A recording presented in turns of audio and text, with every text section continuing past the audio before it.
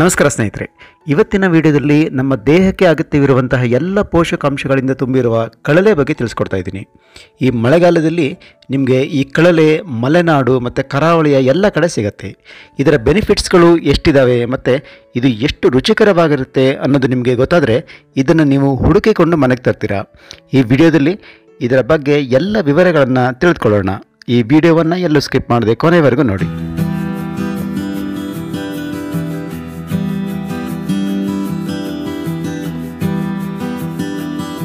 ಸ್ನೇಹಿತರೆ, ಕಳಲೆ ಅಂದರೆ ಇದು ಬಿದುರಿನ ಚಿಗುರು. ನಾವು ಇದನ್ನ ಟೆಂಡರ್ ಬ್ಯಾಂಬೂ ಶೂಟ್ ಅಂತ ಕರಿತೀವಿ. ಬಿದಿರು ಬಲಿತ ಮೇಲೆ ಇದರಿಂದ ಇರುವಂತಹ ಉಪಯೋಗಗಳಂತೂ ನಿಮಗೆ ಗೊತ್ತೇ ಇದೆ. ಆದರೆ ಈ ಬಿದಿರಿನ ಚಿಗುರು ಅಥವಾ ಕಳಲೆಯಲ್ಲಿ ಎಷ್ಟು ಪೋಷಕಾಂಶಗಳಿದ್ದಾವೆ ಅಂದರೆ ಇದನ್ನು ನಾವು ಒಂದು ಕಂಪ್ಲೀಟ್ ಫುಡ್ ಅಂತಲೇ ಕರಿಬಹುದು. ಇದನ್ನು ನಮ್ಮ ಆಹಾರದಲ್ಲಿ ಸೇರಿಸ್ಕೊಳ್ಳೋದ್ರಿಂದ ನಮ್ಮ ಆರೋಗ್ಯದಲ್ಲಿ ಸಾಕಷ್ಟು ಪ್ರಯೋಜನಗಳನ್ನು ನಾವು ಪಡೆದುಕೊಳ್ಬಹುದು. ಮಳೆಗಾಲ ಸ್ಟಾರ್ಟ್ ಆಗ್ತಾ ಇದ್ದ ಹಾಗೆ ಅನೇಕ ಬೇರೆ ಬೇರೆ ರೀತಿಯ ಸಸ್ಯಗಳು ಹುಟ್ಟಿಕೊಳ್ತವೆ. ಇಂತಹ ವಿಶೇಷ ಸಸ್ಯಗಳಲ್ಲಿ ಈ ಕಳಲೆ ಕೂಡ ಒಂದು. ಬಿದಿರಿನ ಪುಟ್ಟ ಪುಟ್ಟ ಸಸ್ಯಗಳನ್ನು ಕಳಲೆ ಅಂತ ಕರೀತಾರೆ. ಇದು ನಿಮಗೆ ಮಳೆಗಾಲದಲ್ಲಿ ಹೇರಳವಾಗಿ ದೊರೆಯುತ್ತೆ. ಇದರಿಂದ ಅನೇಕ ರೀತಿಯ ಖಾದ್ಯಗಳನ್ನು ತಯಾರಿಸಲಾಗುತ್ತೆ. ಇದರಲ್ಲಿರುವ ಔಷಧೀಯ ಗುಣ ಹಾಗೂ ಆರೋಗ್ಯಕರ ಅಂಶ ನಮ್ಮ ದೇಹಕ್ಕೆ ಅತ್ಯುತ್ತಮ ಪೋಷಣೆಯನ್ನು ನೀಡುತ್ತೆ. ಕರ್ನಾಟಕದ ಕರಾವಳಿ ಪ್ರದೇಶದಲ್ಲಿ ಹಾಗೂ ಮಲೆನಾಡಿನಲ್ಲಿ ಇದನ್ನು ಹೆಚ್ಚಾಗಿ ಉಪಯೋಗಿಸ್ತಾರೆ. ರುಚಿಕರವಾದ ರೆಸಿಪಿಗಳನ್ನು ಇದರಿಂದ ತಯಾರಿಸ್ತಾರೆ. ಕಳಲೆಯನ್ನು ನಾವು ಡೈರೆಕ್ಟಾಗಿ ಹಾಗೆ ಅಡುಗೆಯಲ್ಲಿ ಬಳಸೋದಕ್ಕೆ ಬರೋದಿಲ್ಲ. ಯಾಕಂದರೆ ಇದರಲ್ಲಿ ಸೈನೋಜೆನಿಕ್ ಗ್ಲೈಕೋಸೈಡ್ ಅನ್ನೋ ಒಂದು ನೈಸರ್ಗಿಕ ಜೀವಾಣು ತುಂಬಿರುತ್ತೆ. ಇದು ಒಂದು ರೀತಿಯಲ್ಲಿ ವಿಷ ಅಂತ ಅನ್ಬೋದು. ಇದನ್ನು ತೆಗೆದು ನಾವು ಇದನ್ನು ತಿನ್ನಬೇಕು. ಇದನ್ನು ತೆಗೆಯೋದು ಸಹ ತುಂಬಾ ಸುಲಭ. ಇದರ ಮೇಲ್ಭಾಗದ ಸಿಪ್ಪೆಯನ್ನು ತೆಗೆದು ಕಟ್ ಮಾಡಿ 2 ರಿಂದ 3 ದಿನ ನೀರಿನಲ್ಲಿ ನೆನೆಸಿ ಇಡಬೇಕು. ಪ್ರತಿದಿನ ನೀರನ್ನು ಚೇಂಜ್ ಮಾಡ್ತಾ ಇರಬೇಕು.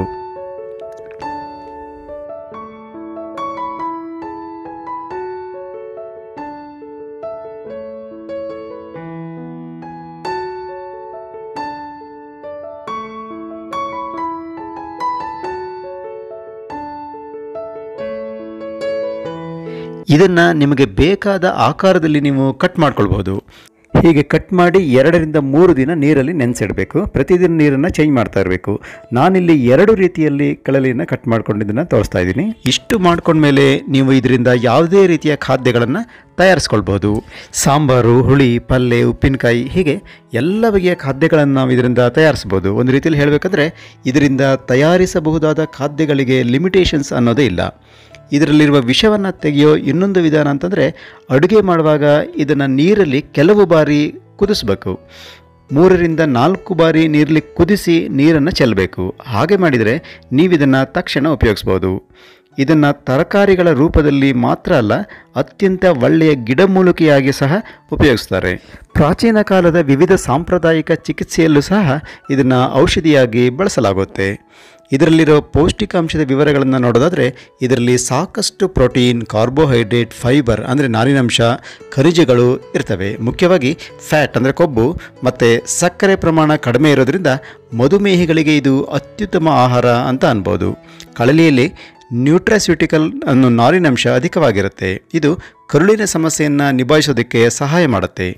ಅಲ್ಲದೆ ಈ ಕಳಲೆಯಲ್ಲಿ ಫಿನಾಲಿಕ್ ಅನ್ನೋ ಕಾಂಪೌಂಡ್ಸ್ ಇರುತ್ತೆ. ಇದು ಫ್ರೀ ರ್ಯಾಡಿಕಲ್ಸ್ ವಿರುದ್ಧ ಹೋರಾಡೋದಕ್ಕೆ ಸಹಾಯ ಮಾಡುತ್ತೆ. ಜೊತೆಗೆ ಕ್ಯಾನ್ಸರ್ ವಿರುದ್ಧ ಹೋರಾಡೋದಕ್ಕೂ ಸಹ ಸಹಾಯ ಮಾಡುತ್ತೆ. ಆಂಟಿಬಾಡಿ ಮತ್ತು ಆಂಟಿವೈರಲ್ ಗುಣ ಇದರಲ್ಲಿ ಇರೋದ್ರಿಂದ ಕ್ಯಾನ್ಸರ್ನಂತಹ ಕಣಗಳನ್ನು ನಾಶ ಮಾಡೋದಕ್ಕೆ ಇದು ಸಹಾಯ ಮಾಡುತ್ತೆ. ಇದರಲ್ಲಿ vitamin A, vitamin E, vitamins B6, thymine, ರೈಬೋಫ್ಲಾವಿನ್, calcium, magnesium ಹೇರಳವಾಗಿದೆ. ಇದನ್ನು ನಿತ್ಯದ ಆಹಾರದಲ್ಲಿ ಸೇರಿಸಿಕೊಂಡ್ರೆ ಕಾಯಿಲೆಗಳಿಂದ ನಾವು ದೂರ ಉಳಿಬಹುದು. ಕಳಲೆಯಲ್ಲಿ ಕಾರ್ಬೋಹೈಡ್ರೇಟ್ಸ್ ಪ್ರಮಾಣ ಅತ್ಯಂತ ಕಡಿಮೆ ಪ್ರಮಾಣದಲ್ಲಿ ಇರುತ್ತೆ. 100 ಗ್ರಾಮ್ ಕಳಲೆಯಲ್ಲಿ 3 ರಿಂದ 4 ಗ್ರಾಮ್ನಷ್ಟು ಮಾತ್ರ ಕಾರ್ಬೋಹೈಡ್ರೇಟ್ ನಿಮಗೆ ಸಿಗುತ್ತೆ. ಇದರಿಂದ ಇದು ಹೃದಯದ ಸಮಸ್ಯೆ ಇರುವವರು ಉಪಯೋಗಿಸೋದಕ್ಕೆ ಅತ್ಯುತ್ತಮವಾದ ಆಹಾರ ಅಂತ ಅನ್ಬಹುದು. ಕೆಟ್ಟ ಕೊಲೆಸ್ಟ್ರಾಲನ್ನು ತೆಗೆದುಹಾಕೋದ್ರ ಜೊತೆಯಲ್ಲಿ ಬ್ಲಡ್ ಸರ್ಕ್ಯುಲೇಷನ್ ಸರಿಯಾಗಿ ಆಗೋದಕ್ಕೆ ಇದು ಸಹಾಯ ಮಾಡುತ್ತೆ. ಹೃದಯ ರೋಗಿಗಳಿಗೆ ಕಳಲೆಯನ್ನು ಸೇವಿಸೋದಕ್ಕೆ ವೈದ್ಯರು ಸಹ ಸಲಹೆ ಮಾಡ್ತಾರೆ. ಜೀವಸತ್ವಗಳು ಮತ್ತು ಖನಿಜಗಳು ಕಳಲೆಯಲ್ಲಿ ಹೇರಳವಾಗಿ ಇರೋದ್ರಿಂದ ರೋಗ ನಿರೋಧಕ ಶಕ್ತಿಯನ್ನು ಹೆಚ್ಚೋದರ ಜೊತೆಗೆ ವೈರಸ್, ಬ್ಯಾಕ್ಟೀರಿಯಾ ಮತ್ತು ಸೋಂಕುಗಳು ತಗಲದಂತೆ ಇದು ರಕ್ಷಣೆಯನ್ನು ನೀಡುತ್ತೆ. ಹಾಗಾಗಿ ಮಳೆಗಾಲ ಮತ್ತು ಚಳಿಗಾಲದಲ್ಲಿ ಇದನ್ನು ತಪ್ಪದೇ ಸೇವಿಸಬೇಕು. ಇದರಿಂದ ನಮ್ಮ ಮೆದುಳು ಸರಿಯಾಗಿ ಕೆಲಸ ಮಾಡೋದಕ್ಕೆ ಸಹಕಾರಿಯಾಗುತ್ತೆ. ನ್ಯೂರೋ ಡಿಜನರೇಟಿವ್ ಕಾಯಿಲೆಗಳು ಬರದಂತೆ ಇದು ತಡೆಯುತ್ತೆ. ಇಷ್ಟೇ ಅಲ್ಲದೆ ಹಾವು, ಚೇಳುಗಳಂತಹ ವಿಷಕಾರಿ ಜೀವಿಗಳು ಕಚ್ಚಿದಾಗ ಇದರ ರಸವನ್ನು ಕುಡಿಸಿ ವಿಷವನ್ನು ಹೊರಹಾಕುವ ಪದ್ಧತಿ ಸಹ ಇದೆ.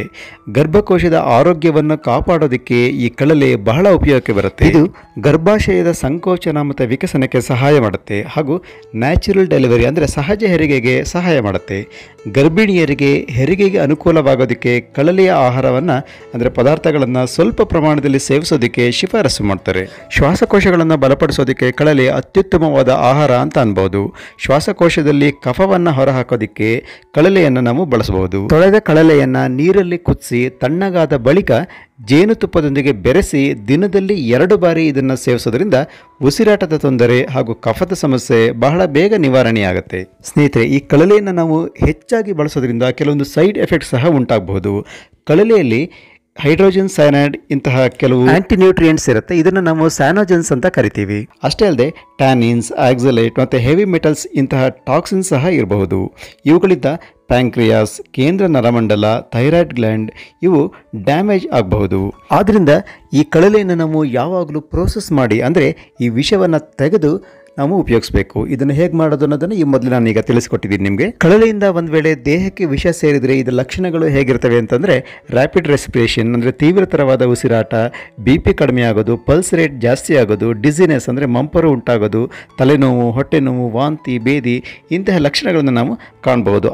ಆದ್ದರಿಂದ ಈ ಕಳಲೆಯಲ್ಲಿ ಇರುವಂತಹ ವಿಷದ ಅಂಶವನ್ನು ತೆಗೆದು ನಾವು ಉಪಯೋಗಿಸಬೇಕು. ನೋಡಿದ್ರಲ್ಲ ಸ್ನೇಹಿತರೆ, ಈ ಕಳಲೆಯಿಂದ ನಮಗೆ ಎಷ್ಟೊಂದು ಬೆನಿಫಿಟ್ಸ್ ಇದಾವೆ ಅಂತೇಳಿ.